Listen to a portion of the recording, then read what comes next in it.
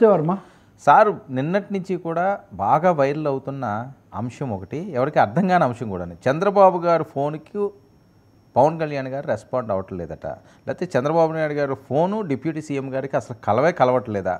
వీళ్ళ ముఖ్యమంత్రి గారిని పై ఉప ముఖ్యమంత్రి గారు అలిగారు, వీళ్ళ మధ్య గ్యాప్ పెరిగిపోతున్నది.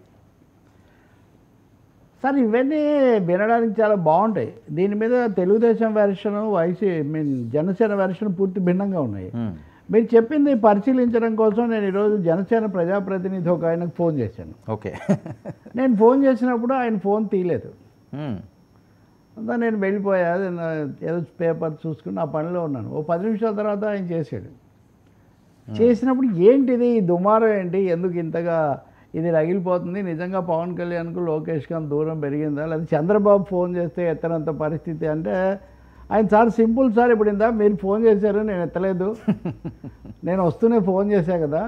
కాబట్టి పవన్ కళ్యాణ్ గారు ఎక్కడైనా ఉన్నప్పుడు ఫోన్ చేస్తే ఒకవేళ ఒకసారి ఎత్తకపోయి ఉండొచ్చు, మళ్ళీ వచ్చి ఎత్తుండొచ్చు కూడా. అంతేగాని పవన్ కళ్యాణ్ గారికి చంద్రబాబు మీద అత్యంత గౌరవం ఉంది. ఆయన ఫోన్ ఎత్తకపోవడాలు ఇట్లాంటి విషయాలు ఇట్లాంటివి ఏమీ జరగవు. కానీ పవన్ కళ్యాణ్ కొన్ని పద్ధతులు అయితే పాటిస్తారు.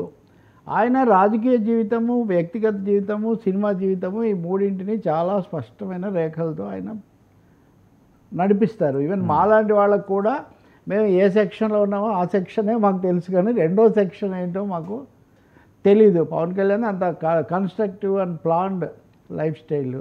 అందుకని చంద్రబాబు ఫోన్ ఎత్తనంత దూరం వాళ్ళ మధ్య లేదు. ఒకవేళ అటువంటి జరిగి ఉంటే ఏదైనా యథాలాపంగా క్యాజువల్గా జరిగి ఉండవచ్చు. ఇంకా లోకేష్ పవన్ కళ్యాణ్ గురించి చాలా కథలు నడుపుతున్నారు పెద్ద ఎత్తున, అవన్నీ మేము కూడా గమనిస్తున్నాం. వాళ్ళు చాలా బాగానే ఉంటారు, చాలా చక్కగా మాట్లాడుకుంటారు.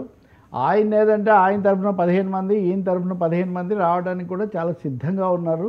అందుకని కొంతమంది కోరుకుంటూ ఉంటారు ఇట్లాంటివి జరిగితే బాగుండని, వాళ్ళు చెప్పేవి తప్ప పవన్ కళ్యాణ్ గారికి పూర్తి స్పష్టతతో ఆయన చేస్తూ ఉన్నారు అని వాళ్ళ వైపు నుంచి ఖండిస్తున్నారు. అలాగే ఈ దక్షిణాది పర్యటన, ఈ ఆలయాలు ఇవన్నీ ఏంటి దీంట్లో అంటే, ఇది పూర్తిగా రాజకీయ వ్యక్తిగతం కాబట్టి దీంట్లో రాజకీయ ప్రమేయం వద్దు అని ఆయన చాలా ఖచ్చితమైన గీత గీశాడు, ఒక లక్ష్మణ రేఖ గీశాడు ఆయన. ఈ లక్ష్మణ రేఖ ప్రకారం ఆయన వ్యక్తిగతంగా ఆయన తిరుగుతారు, తిరిగిన తర్వాత ఆయన చెప్పదలుచుకొని చెప్తారు, కానీ దీని మీద ఇంకా ఏమీ ఉండదు. మూడో విషయం ఏమంటే, ఇవన్నీ చాలా విషయాల్లో ఇప్పుడు బయట జరిగే చాలా వాటికి చర్చ రేపు 16, 17 కదా. 16, 17 మా సమావేశాలు అయిన తర్వాత ఇలాంటి వాటి అన్నిటికీ పవన్ కళ్యాణ్ విజయవాడలో చాలా స్పష్టమైన సమాధానం, క్లారిటీ అన్నీ వచ్చేస్తాయి. వీటన్నిటికి కూడా మేము సమాధానం చెప్తాము. ప్లీనరీ విస్తృత సమావేశం పెట్టాలి అని మేము అనుకున్నాము, అలా ప్లాన్ కూడా చేశాము. కానీ అది అనుకోకుండా ఆలస్యమై ఫిబ్రవరి దాటిపోతుంది. విజయవాడ ఈ చుట్టుపక్కల ఎండల్లో, మేము అన్ని మంగళగిరిలో చేస్తుంటాము, ఈ ఎండలు ఇవన్నీ దృష్టిలో పెట్టుకున్నప్పుడు అంత విస్తృత సమావేశం కాకుండా మా అంతర్గత సమావేశంలాగే దాన్ని జరిపే ప్లీనరీ కొంత వాయిదా పడవచ్చు. ఓకే, నార్మల్గా జరిపి మేము అప్పుడు ఈ విషయాల మీద చాలా క్లారిటీ ఇస్తాము. మా వైపు నుంచి మేము ఎలాంటి ఇది లేదు. అందుకని ఫోన్ ఎత్తకపోయారు కాబట్టి ఎవరైనా కథలు చెప్తే ఫోన్ ఇలాంటి నెమ్మదిగా మొత్తం అంతా కక్కించారు. ఏది కక్కించడం లేదు, చెప్పి నేను 3 విషయాలు చెప్పాను.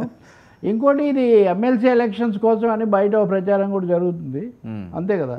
ఈ 2 సీట్లలో అంటే మూడోది కూడా ఉంది. అంటే ఆయన లేనప్పుడు నాదెల్ల గారు చూస్తున్నారు, ఇంకోటి చూస్తున్నారు, ఇటువంటివి అంటే అలాంటి చూడాలి అవి ఏం లేవు. ఆయన ఎవరికి ఏమి ఇచ్చిపోయింది ఏం లేదు. ఆయనంతగా ఆయన వ్యక్తిగతంగా సంపూర్ణ దక్షిణ దేశ యాత్ర అనే దానికి వెళ్ళారు, ఎప్పటి నుంచో అనుకుంటున్నది. ఇంకో పెద్ద అంశం కూడా ఉంది, ఆయనకి మధ్యలో ఆరోగ్య సమస్య కూడా కొంత వచ్చింది. ఆయనకు అప్పుడప్పుడు కూర్చుంటే కొంచెం ఇది వస్తుంటుంది.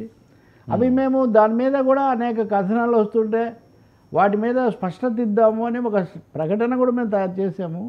కానీ ఇలాంటి వాటికి ఎన్నిసార్లు మేము ఖండిస్తాము. సోషల్ మీడియాలో ఏం పని లేదు, ఇవే వాళ్ళు మాట్లాడుతూ ఉంటారు.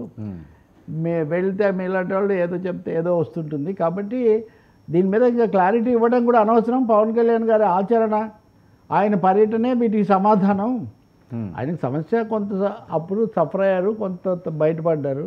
అందుకని వెళ్ళారా లేదా ఇట్లాంటి వాటికి అన్నిటికీ ఉద్దేశాలు ఆపాదిస్తే కుదరదు అనేది లేదు, అదేం లేదు. ఆయనకు చంద్రబాబు పట్ల గౌరవప్రదమైన సంబంధాలు, చాలా గౌరవిస్తున్నారు ఇప్పటికి కూడా. అంటే ఇది ఏ శివుని నుంచి బయటకు వచ్చింది సార్ ఈ పొగ?